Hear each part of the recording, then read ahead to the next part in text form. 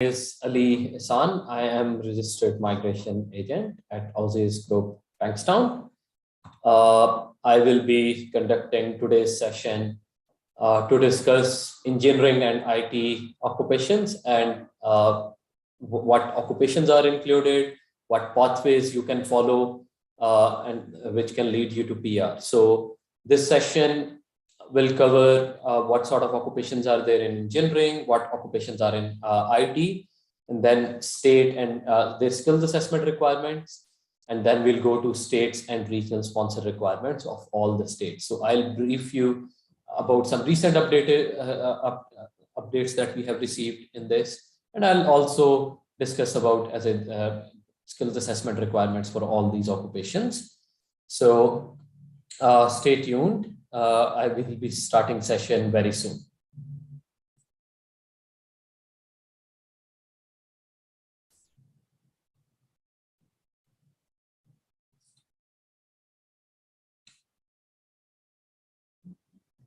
Ali Ehsan, I am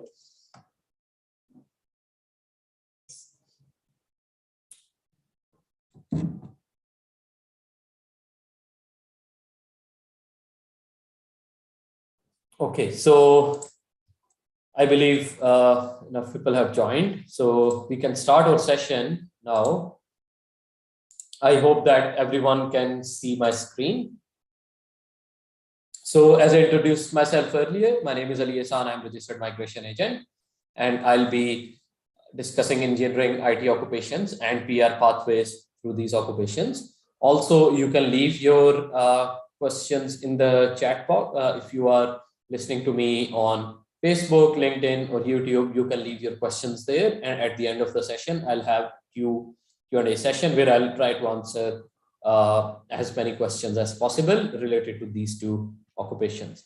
So let's get started. Now, as most of you are aware that Australian economy, especially post-COVID, has been recovering really strong, and there has been a strong demand for, and there has been a labor shortage in Australia since a post-pandemic period started. So Australia is looking for skilled immigrants. They are looking for people to fill their shortage or the gap that this pandemic has created. So this presents opportunities for applicants in Australia and overseas to get permanent visa or pathway to permanent visa in Australia.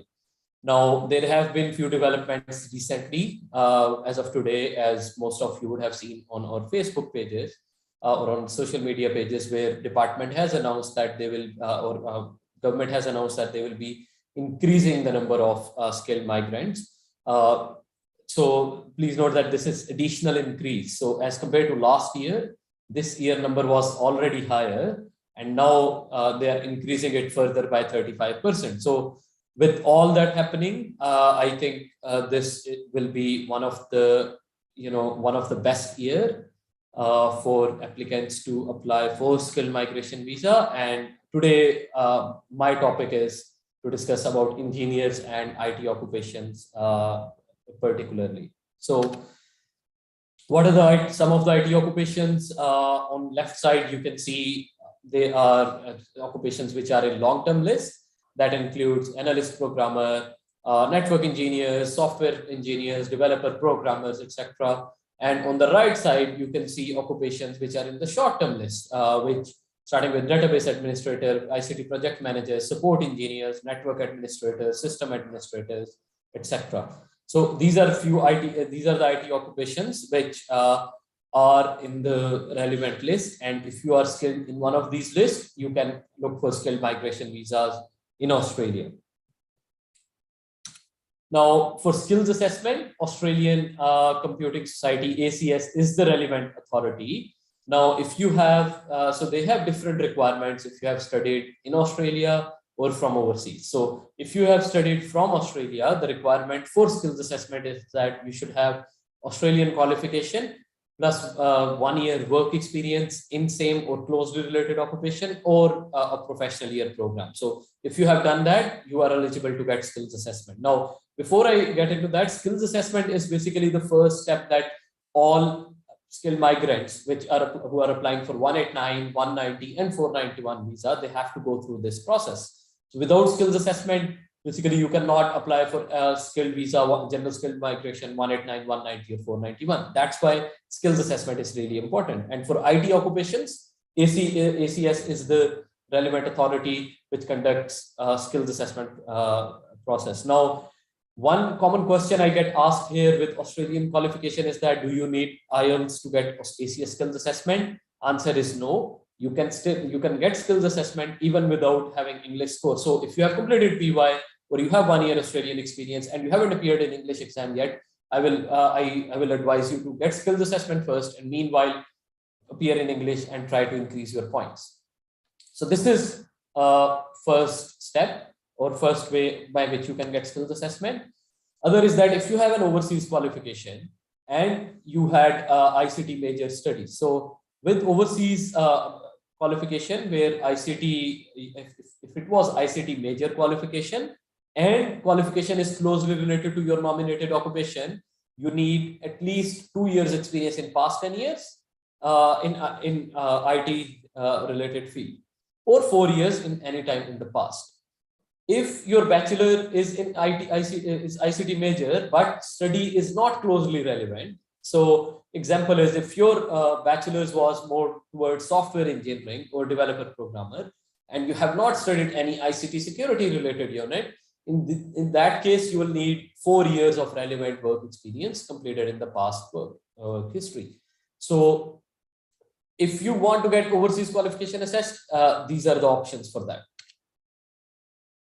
If your degree is not ICT, so if it is ICT minor degree, let's say you do not have enough, so the percentage of ICT courses are not high, then it is considered ICT minor. Generally, for bachelor's, if it is 4 years, ICT minor definition is 17% qualification has to be ICT. So in that case, you need at least 5 years experience or 6 years experience, depending on if your qualification is considered relevant or not. Now, if you have diploma or advanced diploma or associate degrees, then still, and they are highly relevant, you need 5 years experience. If they are not highly relevant, then you still need 6 years of work experience. Now, if someone has studied a non-ICT degree, let's say, for example, someone has done bachelor's in science or bachelor's of arts, or they have diploma or higher degree, but it's not relevant, they need 6 years of work experience along with an RPL application to get positive skills assessment through ACS.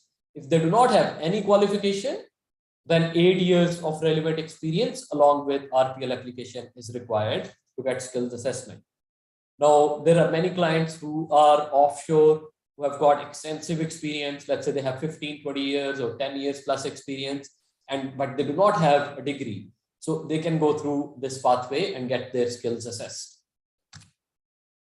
Now, second is engineering occupations. So these are engineering occupations which are currently on the demand. As you can see, there are many occupations, just like IT, there are many engineering occupations as well, which are on the long-term or short-term list. Now, starting from aeronautical engineers, civil engineers, electrical, electronics, biomedical, telecom engineers, civil engineering draft persons, or telecom network planners, industrial production engineers. So these are all the occupations which are currently on the list, and these occupations are assessed by Engineers Australia. So most of the occupations are assessed by Engineers Australia that you can see here. Now, to get skills assessment through Engineers Australia specifically, there are 2 ways. Either you have an accredited qualification, or they classify you as a if you have a non-accredited qualification. Now, for accredited qualification, there are again 4 or 5 ways where your qualifications can be accredited. One way is that if you have completed an Australian qualification, which is accredited by Engineers Australia. Now, other way is that if your qualification comes under any accord, let's say Washington, Sydney, or Dublin accord. So if your qualifications are accredited under accords, or they are accredited in Australia, then you will not have to write a CDR report. If your qualification is non-accredited, whether it's from Australia or overseas, you can use that to get skills assessment, but you'll have to write CDR for that. Now, CDR pathway is basically where you write 3 projects, 3 career episodes based on the projects that you have done during your bachelor's degree or master's degree, or you have covered those, you have done projects during your work experience or internships. You can use those projects and you can apply for skills assessment through Engineers Australia. Now, minimum requirement for professional engineer is that you should have at least a bachelor's equivalent degree. You can have bachelor's and master's both, but minimum at least you should have a bachelor's equivalent degree. And then if you have a diploma, then you can go for lower level occupations such as, let's say for example, if you have advanced diploma, then you can go for occupations such as civil engineering, draft person, or same level of occupations. So this is briefly about Engineers Australia skills assessment pathway. Now, just to, before I go into explaining you state or skill migration requirements, I just want to let you know that over here as screen, you can see that skilled stream in this year will get 70% of the program, which is 109,000 places. Now that is significant increase from last year. And now, as of today, there is an update, which of course I couldn't put it here because it's not on official websites yet, but this number is going to be increased further, and that will definitely being allocated along to different visas, 189, 190, or 491. So the planned numbers were for this year. You can see that for skill independent visa 189, it is 16,650. For state and territory nomination, it's 20,000, and for regional visas, it's 25,000. Now, the news that we have got today is that for state and territory nomination, for 190 seats will increase to 33,000, and same will happen for regional visa. Now, this will be a very significant increase in the numbers as compared to last year. So if you see last year, 2021 or 2022, increase is with the new news, increase will be even 200% as compared to what happened last year. So that is a very significant increase if you are talking about skilled visas. So that's why I mentioned earlier that this, in my opinion, will be one of the best year for applicants who are stuck in Australia or who are overseas and who could not apply for last 2 years and who have got skilled points. They can apply for skilled visas now.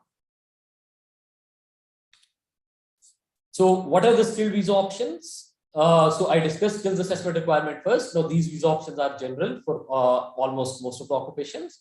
So if your occupation is in long-term list, you can look for all the visas here. If your occupation is in short-term list, you can only look for skilled nomination visa or skilled work regional visa. If your occupation is in regional occupation list, you can only look for 491 skilled work regional visa, not 491 family sponsored visa. So these are the 4 visa options that I'm going to discuss today. Now, for 189 visa eligibility, this is the minimum eligibility. Everyone, please note, this is minimum eligibility. This is not the maximum, or you cannot expect cutoff at this stage, but this is what you need minimum to submit your expression of interest. So you need minimum 65 points. You must be under 45 years of age. You must have at least competent English, which is equivalent to 6 each in IELTS or 50 each in PTE. You must have a suitable skills assessment, now which I discussed earlier. Now the process is that you lodge EOI. If you have minimum points, you wait for invitation. Once you receive invitation, you lodge visa application, and once visa is finalized, you are a permanent resident. Now the key part here is getting invitation. So you can lodge EOI at 65 points, but competition against different occupation is different. Now, what happened for last 2 years, this stream was almost closed except for few engineering occupations. We did not receive any, we did not see an invite for engineering or IT for 189 visa. But this year has started really well, where they have invited applicants for 189 visa in a huge number. We are yet to confirm the official number, but it was a very big round as compared to last rounds that have taken place in NSW, or sorry, that took place for 189. So with that, there is a hope that in next rounds or coming rounds, they can start picking up other occupations such as engineering or IT occupations. But my advice to the clients is that if you are eligible, if you have minimum points, you must be in the queue for 189 visa. So in the past, a few people, they were not, they did not want to go ahead with 189 because they thought that they will not get invitation. Now, I'm not putting your your hope. You should not create high hopes after this, but I expect that at least they will start inviting more applicants for 189, which will reduce the competition down the line. So if you are eligible, you must be in the queue. 491 family sponsored visa. Now this is one of the visa which was again in last years or 3 years, it has not been in a topic of discussion in most of the places. But again, your occupation has to be in the long-term list. You must be nominated by a sponsor, eligible relative. It can be your cousin, parent, sibling, niece, nephew, and they must be usually residing in regional area of Australia. So there is no maximum or minimum period for the residents, but they must be usual resident of regional area. Again, same way, you apply directly, you lodge EOI, you wait for invitation. Once invited, you lodge visa. And the visa that you get is 491. But once you have 491 visa, same requirements will apply to you, that you have to live and work in regional area for 3 years, earn 53,900 per year for 3 years, and then you can apply for 491. So that's basically about 491 family sponsored stream. Then 190, subclass 190, which is state sponsored visa. Now in this, minimum requirements you can see are pretty much same. The only difference is that you must be nominated by Australian state or territory. Now, first step in this is that you have to meet state's requirement, because over here state is sponsoring you. If you do not meet the requirement, they will not sponsor you. You cannot, in most of the cases, you'll not be able to submit your application or nomination with them. If you're meeting the requirement, you can apply for EOI. No, every state has different procedure over here. So for few states, they will accept you directly from your EOI. Few states you'll have to apply for nomination application. So whatever their criteria is, you follow that, lodge expression of interest or nomination application or matrix, and then wait for invitation. Once you are invited, you lodge your visa application. So there are 2 stages of invitation. Some states, they issue you pre-invitation, where they say that, okay, you submit visas, excuse me.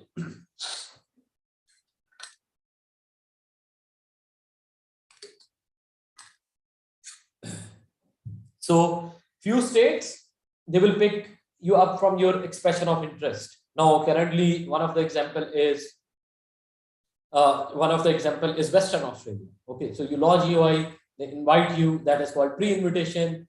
Then you submit them your nomination application, or if there is a job contract requirement, let's say for 190, you submit job contract along with other documents, and then they issue you final invitation, after which you can go ahead and lodge your visa. And once visa is granted, it's a permanent visa. Now, however, you have a commitment to state that you will live there for 2 years after the grant of your permanent visa. 491, minimum eligibility requirement is again the same. Now, the difference is in 190, you get 5 points from state. In 491, you get 15 points from region. So that's the difference between 190 and 491 in one way. Other difference is because 491 is not direct PR. It's a 5 years visa. You have to live and work in regional area for at least 3 years, earn 53,900 per year, and then you'll apply for PR, which is subclass 191. Now, process is also same. You have to meet region, the state's requirement. You lodge EOI or nomination application, and once you receive invite, you lodge visa. Once visa is granted, you have to meet region specific requirements. Now, quickly coming to state nomination and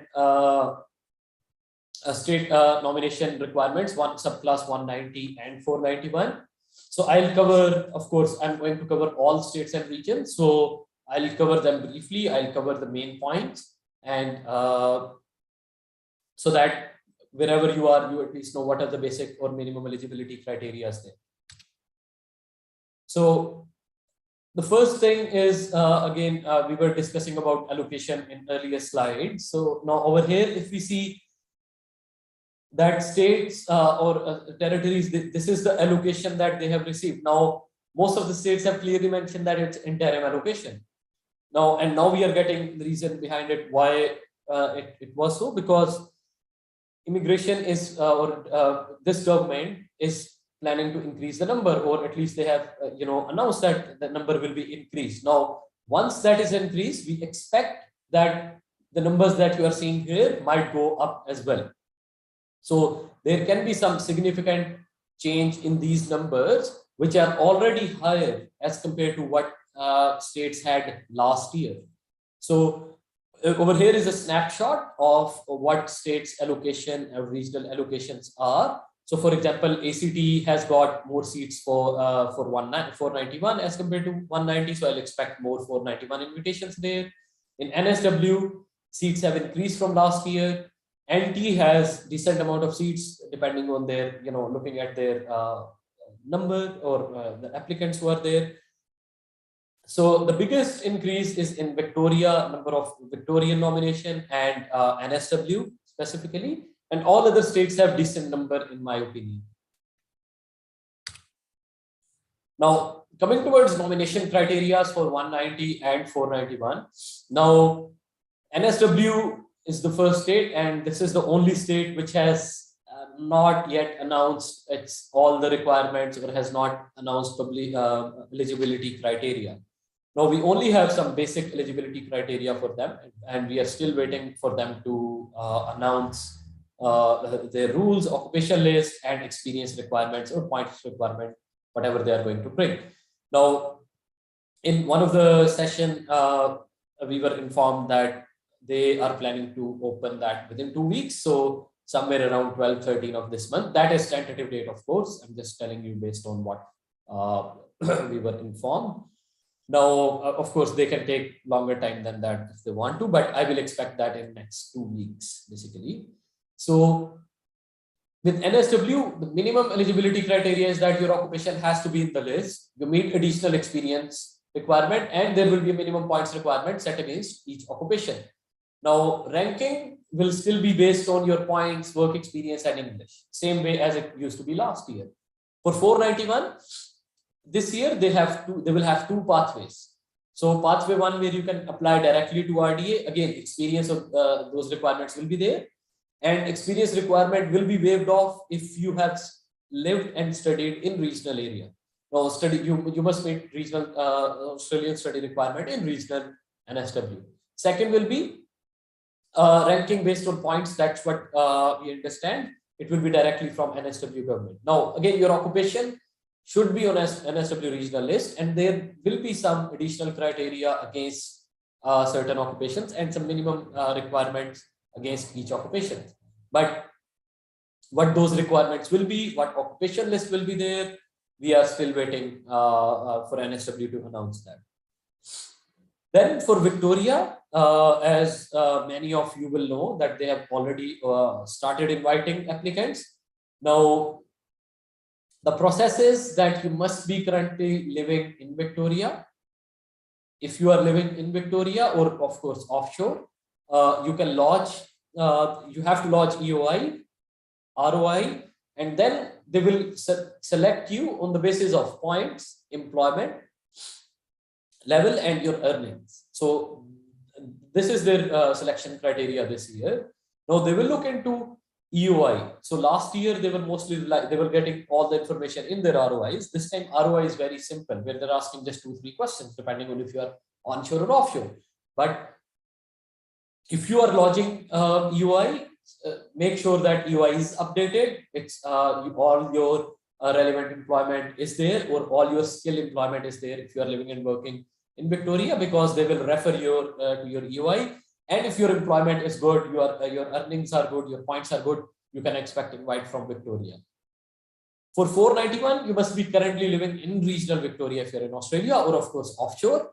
You have to lodge same way, you have to lodge ROI, and selection will be based on same points. Now, we have seen invitations at lower points for 491 in Victoria for different occupations. So, because most of the applicants, they were targeting 190, and you know, they were right in doing that, because Victoria has 9,000, around 9,000, exactly 9,000 seats for 190. But Victoria has already announced that they have received many applications already, which are more than the allocations they have. So it is going to be competitive. And if you ask me, it is an opportunity for those who are living there or working there in certain critical sectors, or have got high salaries. They will get preference while Victoria is selecting them. Northern Territory, it's pretty much the same. So you have to study 2 years in Northern Territory, and you must live there for 6 months after study on a full-time, on a visa, which gives you full working rights. Now they are mostly looking for 485 visa here. Or you work there for 12 months, 6 months in your nominated occupation, and you have been living there for 12 months, you can apply for 491 based on that. Or if you have studied there for 2 years and you do not have PR option, you will be still sponsored for 491. South Australia, they have more, you know, like they have different pathways, different streams. So it's always better that you do check with us about your particular case before you decide to go ahead with that. But the prominent streams are here, which is working in nominated occupation. So if you are working for, so generally it varies from from occupation to occupation, or where are you working? If you are working in Adelaide, or you are working outside of Adelaide. Now, if you are working in Adelaide requirement, or Greater Adelaide region, then Greater Adelaide, the requirement will be higher.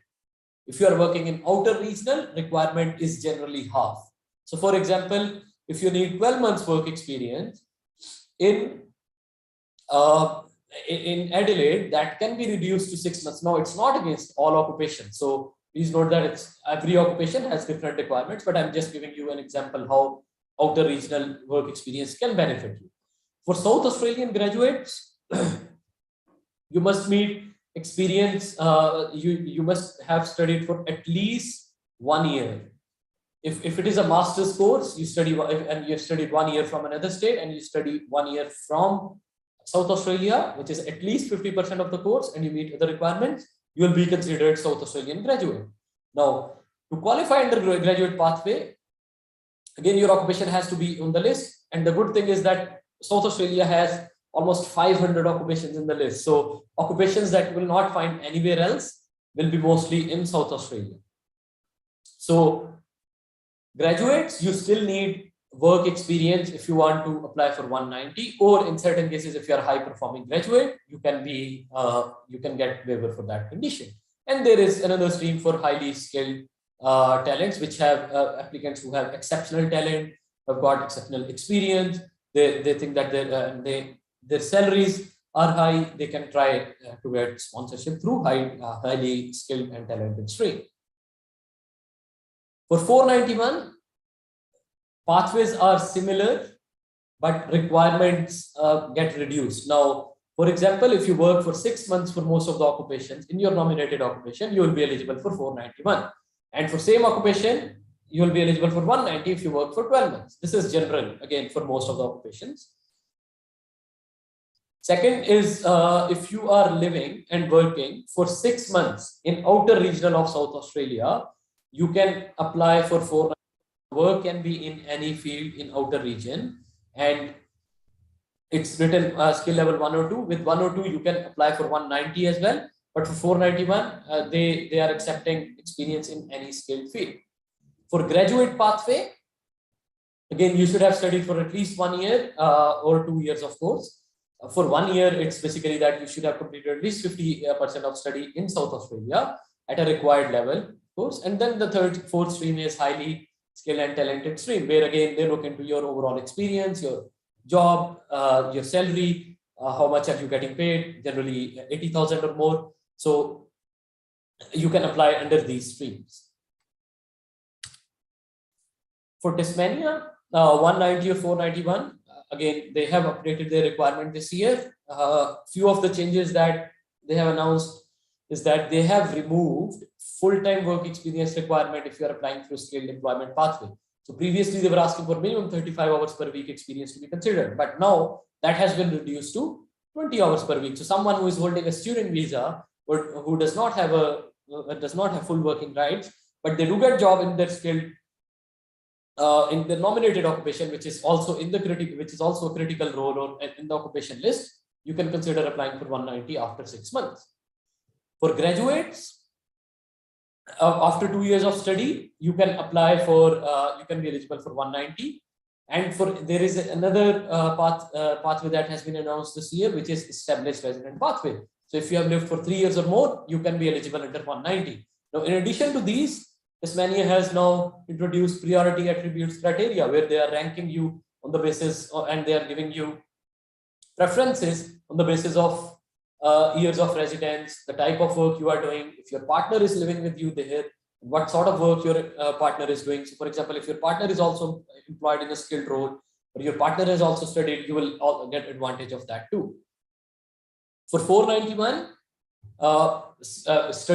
study requirements are still the same, which is 1 year, or employment pathway is 6 months part-time in level 1 to 5. Now, with level 1 to 3, chances will be higher, in my opinion. But if you're going for level 4 or level 5, what Tasmania has indicated is that you should definitely have some additional attributes if you want to qualify. And those priority attributes are the one that I explained you earlier. Now, if you work for 3 months part-time in your nominated occupation and that occupation is on the STSOL, you can directly apply for 491 after 3 months. Excuse me.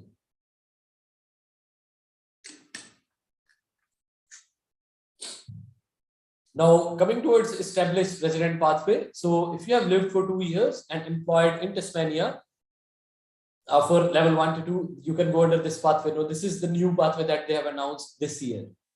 Or if you are operating a business. So if you are established a business, you are operating for 12 to 18 months, you can be eligible under business category.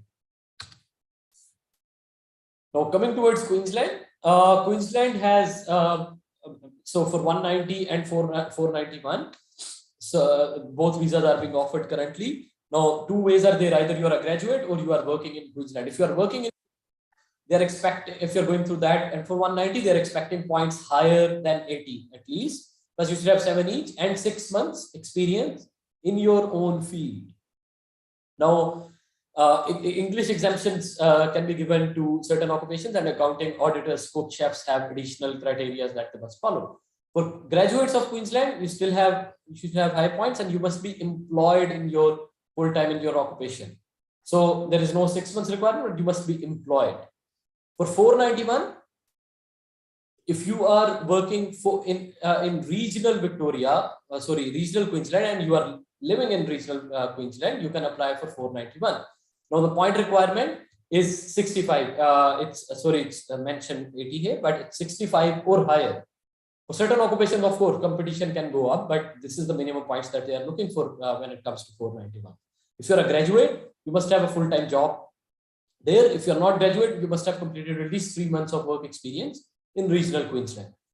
There is another option of small business owners, where you can purchase a business in regional Queensland for $100,000 or more.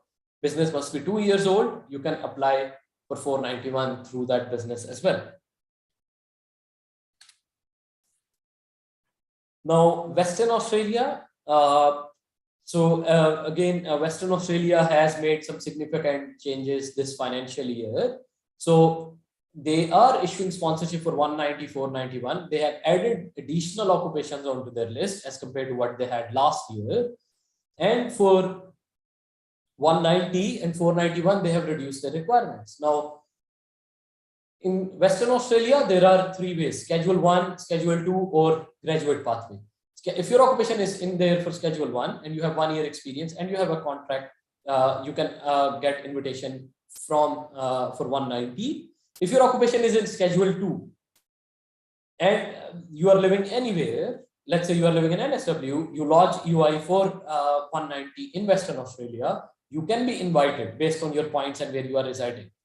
Now, once you are invited, you will have to provide a full-time job contract for 6 months. Previously, it was 12 months. Now it has been reduced to 6 months.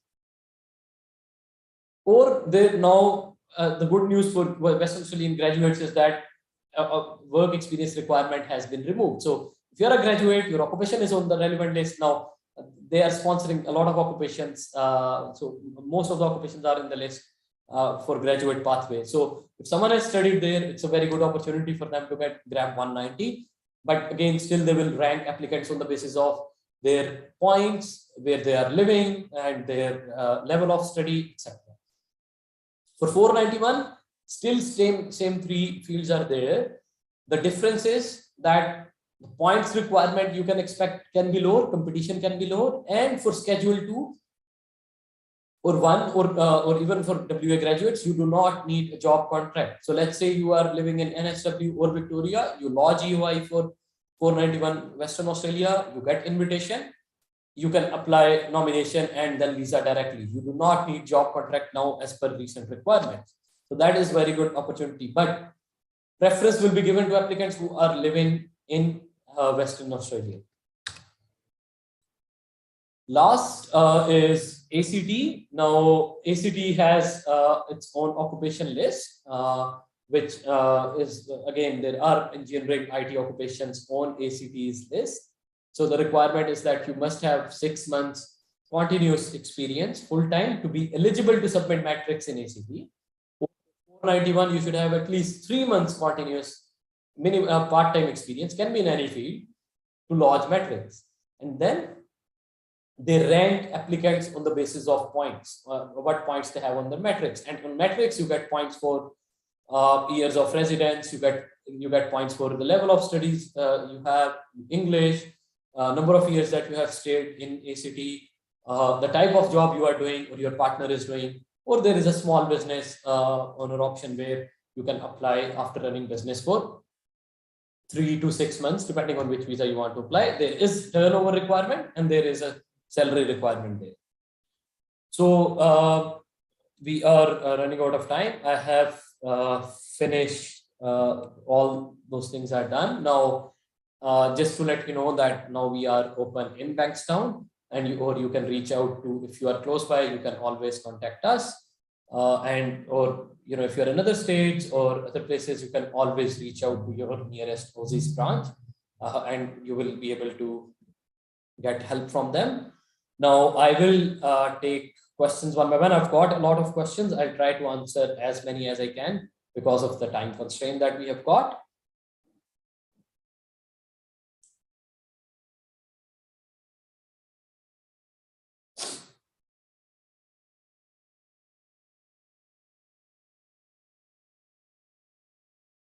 So the Jammul has asked that construction project manager in Victoria with 85 points. So Jammul, construction project manager is a good occupation in general, and we have recently received invitations for 189 as well.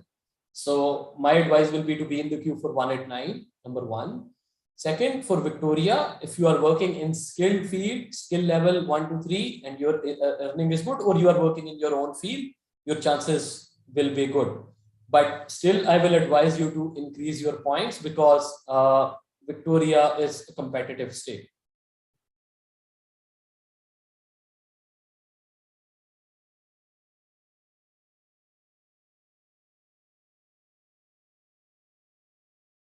So Thuma has asked that if they are from ICT security specialists and living in living in regional Queensland, and they have 80 points. So do they need a job? So the answer is yes, you do need job in your own field to be eligible for 491 in Queensland, or you can apply through small business pathway if you own a business, or if you run or purchase a business now.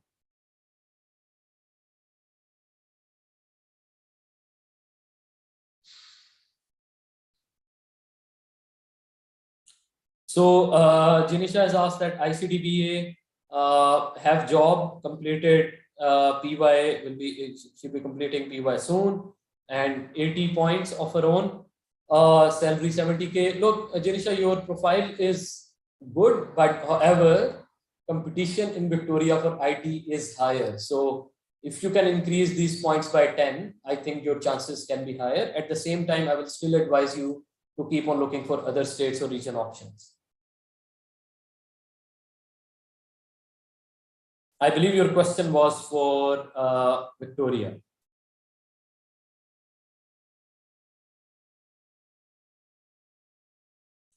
Kirandeep, for 189 visa, it does not matter which state are you living in, because it's not a state sponsored visa.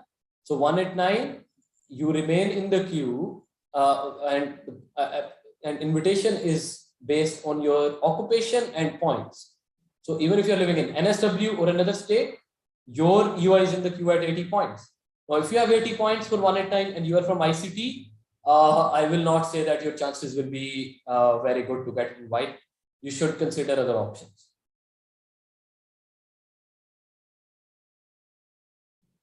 ICT project manager, Kirandeep, my answer for NSW, we are still waiting for NSW to announce its occupation list. Now, in the past, we did receive invitations for this occupation at 85, 90 points, but this year can be different. We'll have to wait for NSW to release its list. But at the same time, I will say that NSW will be looking for high pointers and applicants with some work experience at least. That's my expectation.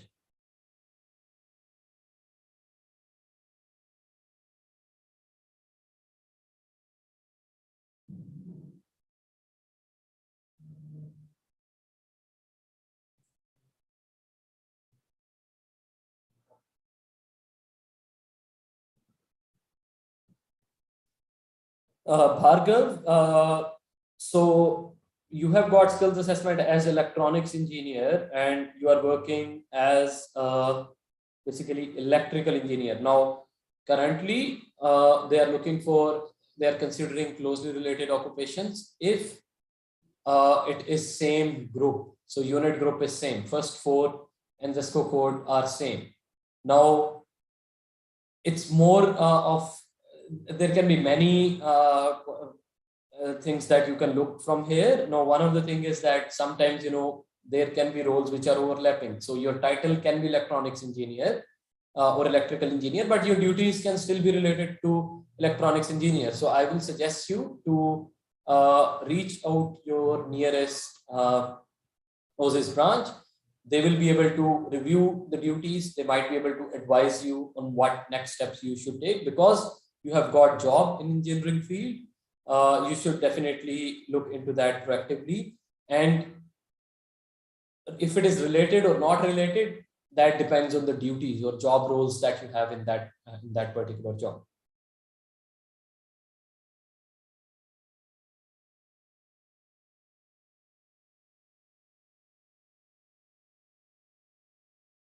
So 54 years old.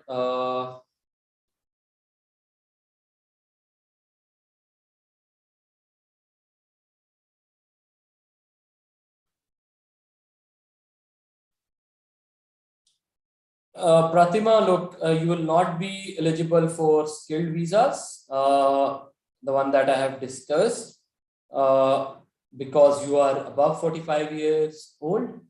Now, you can consider, there are only certain visas that you can apply. A global talent visa is where the age limit is higher, or in certain cases for 186. Or you can look for, 482 visas. But for other visas, you will not meet age limit requirements. My topic today was skilled visa, and you will not meet those requirements. But if your salary is higher or you have exceptional talent, you can look for global talent visa. But we'll have to assess your profile for that.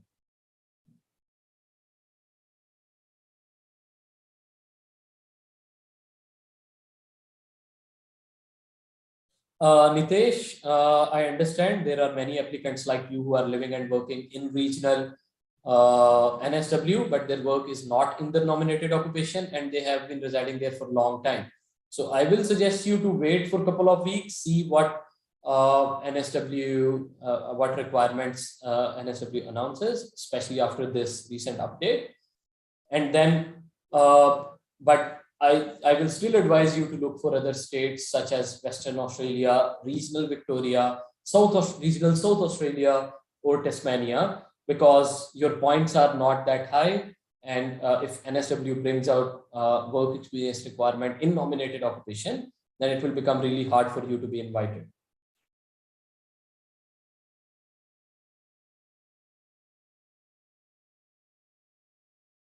Okay, so Bilal has asked that he's working for 4 years as external auditor, immigration for student visa, and which state is best for me. So Bilal, you should first try to get skills assessment as external auditor. Once you have skills assessment, if your work experience is also relevant, you can look for 491 visa directly, let's say in certain states, let's say Victoria, Queensland, maybe if any other place where your occupation is open, apply there. And I will say, because you have 4 years experience, you might be able to get direct regional sponsored, or maybe 189 or 190, but competition for 189 or 190 is higher. So chances 491 will be high, in my opinion.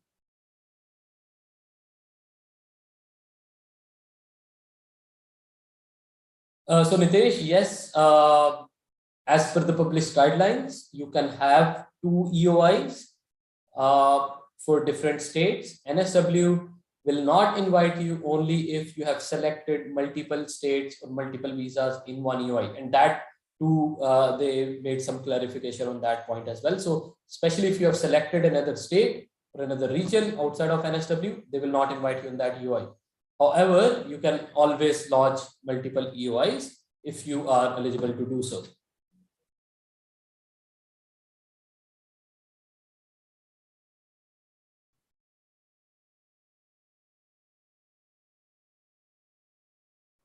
Akhtar, you have asked for accountant. Today's my session was mostly about IT engineer, but I've discussed options which were general, like for example, moving to Tasmania or outer regional or regional Victoria or Western Australia.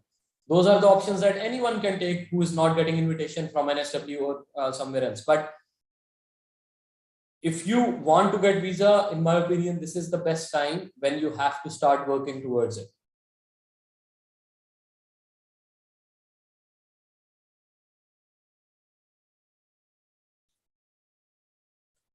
So Syed has asked that if we have 6 months contract in IT, can we apply for 190 for Western Australia? Yes, but procedure is not the same. So for you lodge expression of interest, if you are invited, then you'll have to provide a full-time job contract from Western Australia. And at that time, if you get job contract, yes, you can apply for 190. Doesn't matter even if you are not living in Western Australia, but they will prefer applicants who are living there. So if you have a job there, I will prefer you to move there as well.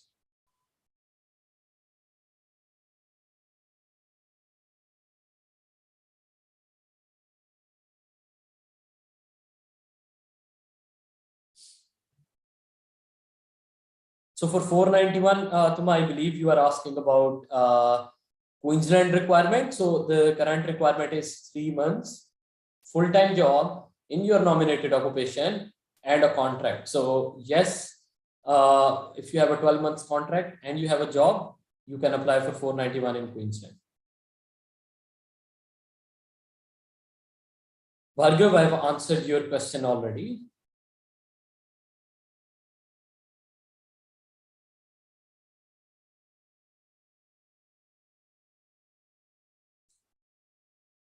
Jayraj, if you are comparing NSW or Victoria, mechanical engineer at 75 points. Now, last 2 years for mechanical engineer has not been that good in NSW unless you have higher points, let's say 90 or higher, or you had more, and with that you had work experience. This year, we are still waiting. There are indications that they can add experience requirement with occupation. So, wait for NSW, but and try to increase points, because chances of getting 190 from NSW will not be higher. For 491, again, we have to see what experience requirement gets attached to it for mechanical engineer in NSW. For Victoria, let's say if you move to regional Victoria and you get a skilled job, your chances can be good there too.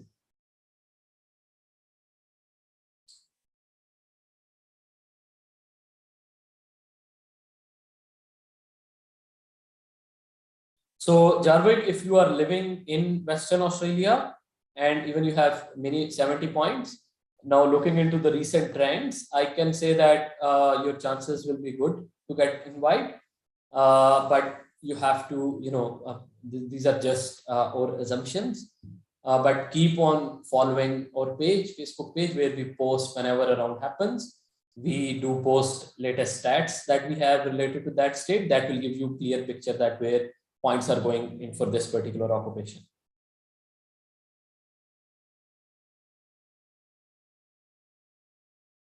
Akshay, 190 with 70 points in Victoria without skill job. I think it will be, it seems a bit hard to get invite for 190. However, with the seats or allocation they have, you can still be invited. If I'm in your place or if you ask my advice, I will look for other alternative options as well.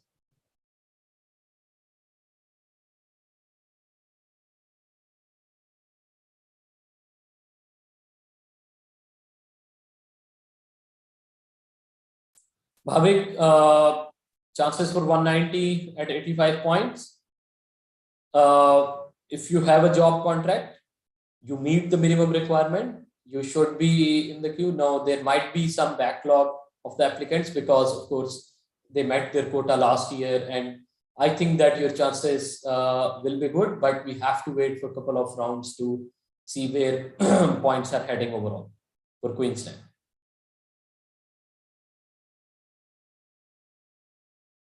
Actually, I've answered your question.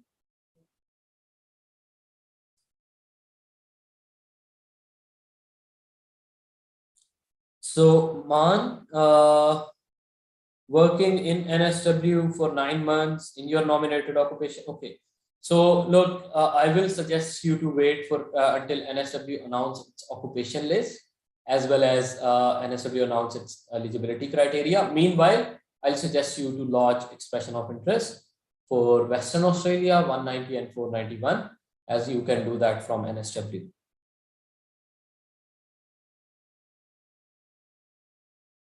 Molin, work after visitor visa, it depends which bridging visa are they holding and what condition is attached to it.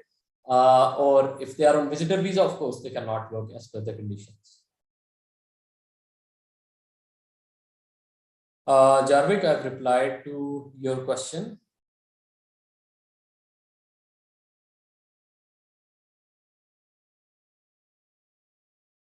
So Ajay, again, if you are living and working there and you are meeting the requirement for your particular occupations, South Australia generally do not look into high points as such if you have met their work or study requirement. Okay, so your focus should be on work, and where you are working, outer regional or Adelaide, that will have a major impact rather than points.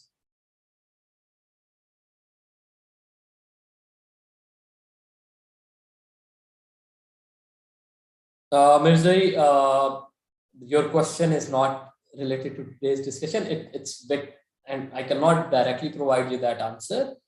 You can sponsor certain occupations if they are on the list, and you can consult or reach out to nearest branch, and we'll be happy to help you with your query.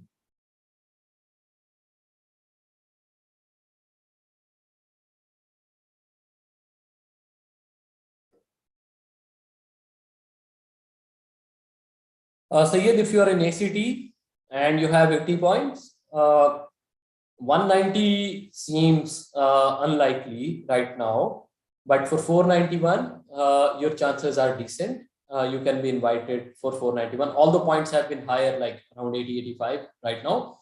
In my opinion, you can get 80. I believe these are the points on ACT metrics because they have different point system.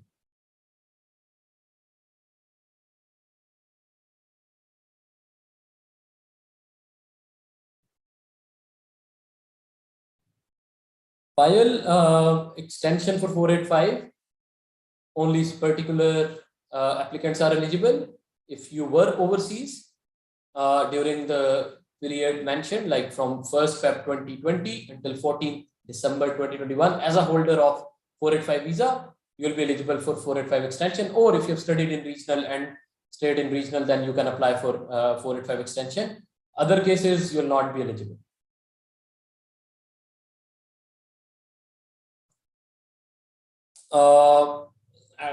I'm going actually session time has ended. I believe I've answered as many questions as I could. I'll just take one last question before I finish, and I'll try to take a question for, I think, from other platforms as well. Just so I've got one question on LinkedIn. What about mechanical engineer offshore aspirant, as he has applied for 491 at 75 points? What are your chances? So Shahid, it depends which region are you targeting, how many years of experience you have. Generally with offshore clients, if you have work experience like 5 years, 8 years plus experience, then your chances will be good. But we'll have to see which states are you targeting or where you have lodged your EOI. Then Navjeet has asked that she's education coordinator in Delhi, education department. Can I eligible for 491? Navjeet, we have to see your profile, like if you can get skills assessment in any occupation first, and then only you can go for eligibility criteria.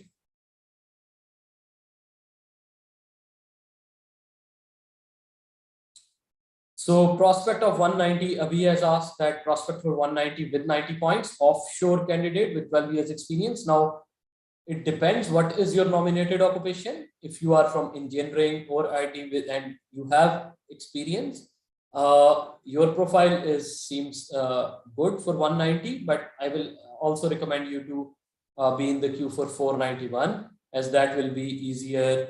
It will be easier to get ground. Now, recent news related to for extension of the visa, I believe I answered that question now. So I just received that update. I'll take my comments back for extension file, and we'll post that there, because I haven't read relevant legislation. It was just in last few minutes. So I'll just take those comments back file.